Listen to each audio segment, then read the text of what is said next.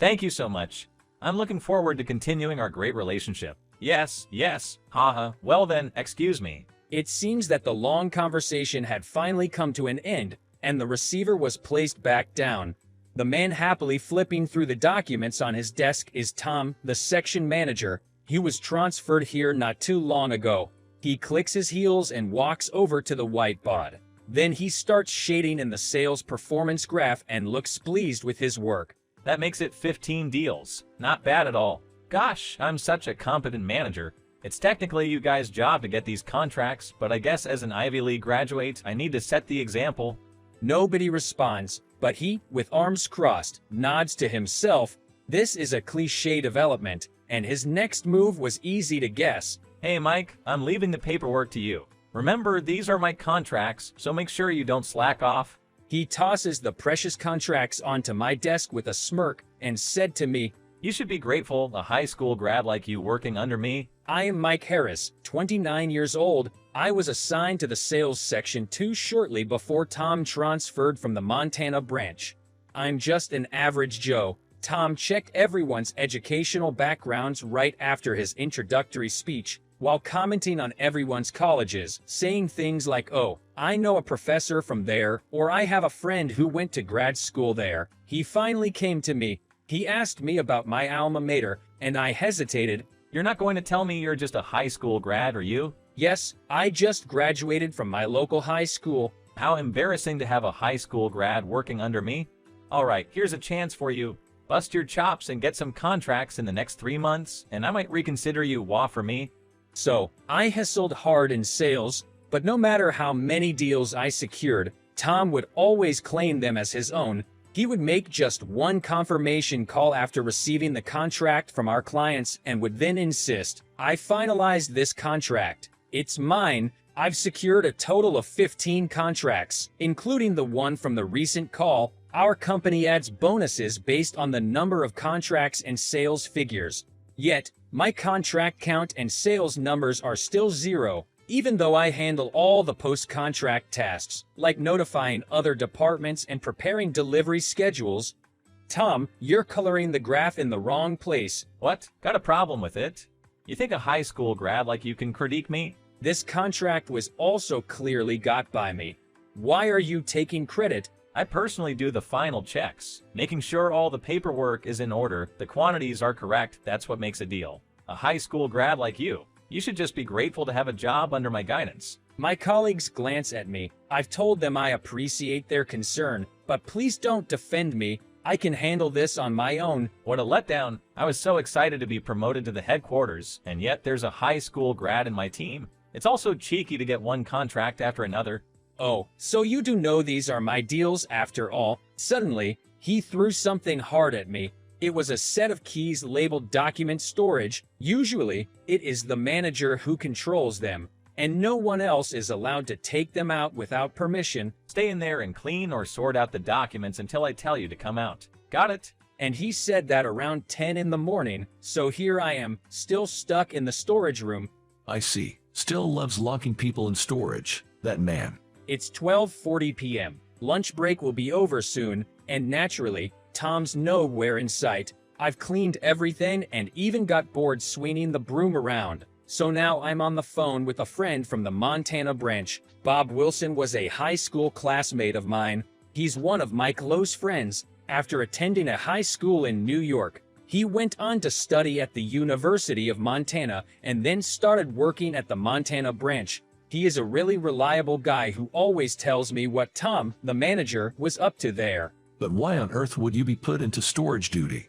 That's just weird. Well, no matter how good an employee is at securing contracts, if they only have a high school diploma, my manager just doesn't seem to like them. Oh, I see.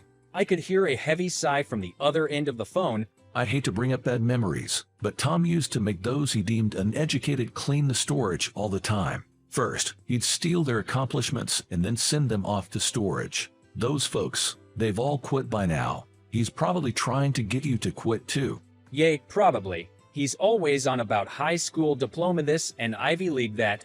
If he was really competent, maybe it'd be okay. Speaking of the storage room, there's a story about someone who was ordered to clean there before closing a deal, and then had their accomplishments stolen by Tom. That was back when I was still in operations depth. Man, he's really a piece of work. There's no doubt he pulled the same stunts at the Montana branch, but there's little evidence. All the computers of those who resigned have been wiped clean, and no one has come forward to file any complaints. The only thing we have are a few eyewitness accounts. Bob and a few others tried talking to upper management, but they were turned away with a simple "there's no evidence." Even after I transferred to sales, 5 people have quit. Towards the end, they were told to go to storage almost every day. Even when we tried to stand up to Tom, they'd just end up saying, "I'll clean the storage, don't worry." I wish I could have done more, but being a University of Montana graduate, my words didn't carry much weight. He just brushed me off. Bob's a kind soul who chose the University of Montana because he was worried about his elderly grandparents. He moved from New York to be closer to them. I heard he'd commute from their place and often helped with chores and grocery shopping. He probably still lives with them, at least until his parents retire and move away from New York. That's just the kind of guy Bob is. It's not your fault, Bob. My lunch break's almost over. Thanks for chatting. Not a problem. Now you're going to go back to cleaning. Nat, this place doesn't get much foot traffic, so there's not much to clean. I've finished. While talking to Bob, something occurred to me. The document storage at the Montana branch should be about the same size, a space that should have been cleaned quickly, yet the cleaning seemed to go on and on. What were they actually cleaning? Mike, everything okay? Bob, there's something I need you to do. Sure, anything. I explained my thoughts to him and hung up. I was deep in thought when the door burst open. It was Tom. What do you think you're doing using your phone without my permission? It's my lunch break. I can do what I want. I didn't leave this room and finished cleaning as you asked. Excuses. This is why I can't stand you people. If my subordinates are seen as low grade, it reflects on me. You're fired. I see. After being told I was fired, I walked past Tom to leave the room. Of course, I'd already neatly returned the broom to the closet. Cleaning up after oneself is important. Hold on. Can't you at least thank me properly? You may be a high school graduate, but you've been working as a member of society for a long time, so. You're right. It properly is basic courtesy. See you around. Hey, wait. I gave a greeting that was probably different from what he expected, and this time, I truly left the document storage room. The next morning, several phones in the office were ringing off the hook, and my colleagues scrambled to answer. Tom, humming to himself, looked genuinely shocked at the chaos, and one of my colleagues rushed up to him. Tom, we've got a situation. What's going on here? We've received multiple calls from clients wanting to break the contract, claiming things aren't as they were told. Break the contract? What on earth? Gimme that. Tom snatched the phone from a nearby female colleague and started speaking. His face turned pale as he listened. Maybe there's been some misunderstanding. Why would you want to terminate the contract just because Mike is no longer handling it? Everyone in the room was focused on Tom. I rose from the couch hidden behind the room divider and approached. Mike, what on earth have? Taking the receiver from Tom's hand, I introduced myself and started talking. Good day, this is Mike speaking. Yes, I apologize for our oversight. Please don't worry. I will call you back right away. Yes, phones were ringing incessantly around the room. Nevertheless, my colleagues were echoing my sentiments to their respective callers. What did you do? I simply gave our clients a proper farewell, just as you taught, Tom. You meddling. Are you seriously trying to ruin all the contracts you brought in? No way you just cancel them without permission. Hey, what are you thinking? Because of you, my promotion could be delayed. I'm about to become a director, you know. Chickling, I replied to the fuming Tom. Become a director? I think that's a stretch. What? But the current director is on extended leave and is about to retire. That's why the CEO gave me a chance. If I could secure more than 10 contracts in 3 months, I'd have a shot at the promotion. Well, you were being tested for sure. Whether you could actually secure contracts with your own efforts, and whether rumors about your discriminatory remarks towards subordinates and your shady commission dealings were true. His face was no longer just pale. It was ashen. His clenched fists trembled, but he elicited no sympathy. Actually, the director's position isn't vacant. I'm the new sales director for the main office. That's impossible. Mike, the data from Bob has been printed. Thanks. A colleague, or rather, one of my subordinates, handed me the printed materials I had requested. It was something Bob had found and sent to me. Take a look at this. It was left behind in the Montana branch. What's this? All handwritten, and there's name of person in charge. File number? What is all this? It's a record left by those who resigned, or rather, were forced to resign because of you. There are entries like Tom threatened to tarnish my reputation at my next job if I complained about him, and he told me he'd erase the computer data and change the name of person in charge, so there'd be no evidence. And there's so much more here. The printed data spanned dozens of pages. The originals were several notebooks, so I had the images digitized and sent to me. These notes had detailed accounts of the contracts, file numbers, and actual person in charge. Some entries were made in different handwriting, suggesting that subsequent entrants added to the information. E-writers, it was clear that a collective of former employees wanted to hold Tom accountable. There were letters that trembled and some that had smeared. The emotions of those who wrote this came through so strongly it was almost painful to feel. For the record, none of them made formal complaints. They simply documented the actual person who took the contracts.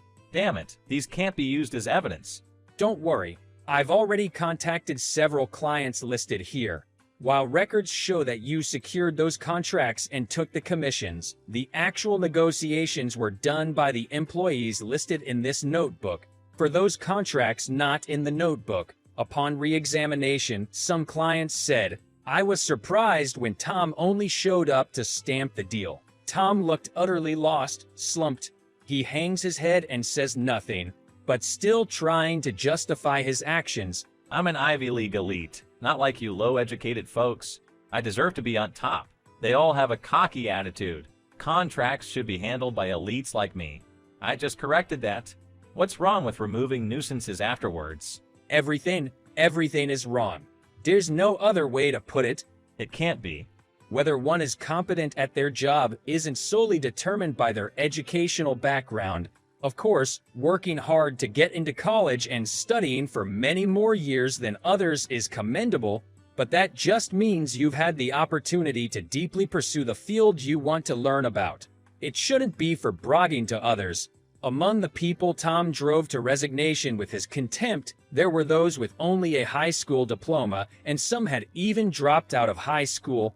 Yet, it's clear that they were all competent at their jobs. By looking at the handwritten notes compiled in a notebook or the number of contracts they handled, one can easily discern this. It's a pity that the Montana branch let go of such talented people. Even when I talk like this, the man in front of me doesn't seem to show any remorse. Where the hell did they leave this thing? It's in the storage closet for cleaning supplies at the Montana branch. Only staff who've borrowed a key from the manager can enter that room, and cleaning companies aren't allowed in. Probably only those ordered by you to clean the room would have found it. Ed, this has to be a joke. I'm an Ivy League graduate. I'm an elite. You can't be the director. That's gotta be a lie. Tom glares at me, but his eyes are filled with tears. Is he still fixated on educational backgrounds even though he clearly lacks job competence? Oh, I forgot to mention, I graduated from high school and then went to MIT. So, my final degree is from MIT. MIT. Tom, collapsing on the spot, trembled and murmured in a faint voice, "I give up. Placing so much importance on academic backgrounds sure can be something." A few weeks later, Man, I'm so tired. No matter how much I do, it just doesn't end. contrary to his words, Bob's cheerful voice tells me he's actually pretty happy. The folks at the Montana branch, including Bob, seem to still be dealing with the aftermath of Tom, the former manager. They're proceeding with investigations using that notebook as a reference and contacting former colleagues who had resigned. The directive to clarify everything and set things right came directly from the CEO. Currently, a few people from the headquarters are assisting with the investigation. Seems tough. Did Tom do shady stuff even before becoming a manager? Yes, he did. He would change the name on the achievements of his colleagues to his own. Because everyone around him was so competent and produced a lot, it was hard to notice. The commission isn't given at the time of contract establishment, but after the first delivery, right? Seems like he pretended to help with data processing and skimmed a little from many people. And to think he became a manager with that sort of behavior. Did you hear from the CEO? The branch manager here is Tom's uncle. Using a little result as a pretext, he promoted him out of nepotism. There are relatives in HR and finance, and they seem to have been pulling strings. I heard all of them are getting disciplinary action. At the sheer ridiculousness of it all, I'm at a loss for words. So the Tom's family was neck deep in corruption. Hey, Mike, thanks. What? Why so sudden? You believed me even without concrete evidence and got Tom called to the headquarters, right? He thought it was a promotion and was excited to find a wife in New York. I feel sorry for the real manager. No worries, the real manager enjoyed pretending to be a regular employee. Yes, the real manager was mingling with us as an ordinary staff member. Normally, once you become a manager, you hardly get any contracts, but he was glad he could go out and get contracts during this period. It was also fun for me. Yes, all the clients who approached us for contract cancellations are from companies we have good relations with. We apologized for the inconvenience later, expressed our gratitude, and recontracted at a discounted rate. It's good to hear that. Say hi to the CEO for me. It's funny how the same uncle and nephew position is so different from his place. Keep the fact that he's my uncle a secret. I know, see ya. Bob hung up without waiting for my response. I've told Bob, but I don't want anyone else knowing that the CEO is my uncle, but it's probably because he's my uncle that he approved this plan. As a result, he keeps pestering me about being his successor. I don't want that. I want to be an ordinary guy. Just knowing I'm from MIT makes some women change their attitude. I can't imagine what happened if they knew I could become a CEO. I reluctantly became a director, but I'm firmly against becoming a CEO. Later on, the victims who left notes were paid not only the commission-based salary they were originally supposed to receive, but also an additional compensation. The source of the funds is compensation for damages to Tom. According to Bob, everyone seemed satisfied and accepted the money. Additionally, there are plans to rehire those who wish to return. It's such a relief. As for Tom, I actually saw him the other day, working as a flagger at a nighttime construction site. He was being yelled at for trying to let a car through on the other side of the road, even though there was a car coming the wrong way down a one-lane road. Ivy League graduate or words like that probably wouldn't even work in that place. If one doesn't think for themselves, make decisions, and strive to learn, they can't succeed in any job, even in jobs that require an educational background. It's the same thing. That construction seems to be over now, and traffic is flowing smoothly today. The trees by the roadside don't even have buds yet. Once it warms up a bit, they'll surely bloom beautifully. Oh, I can't wait for spring to come.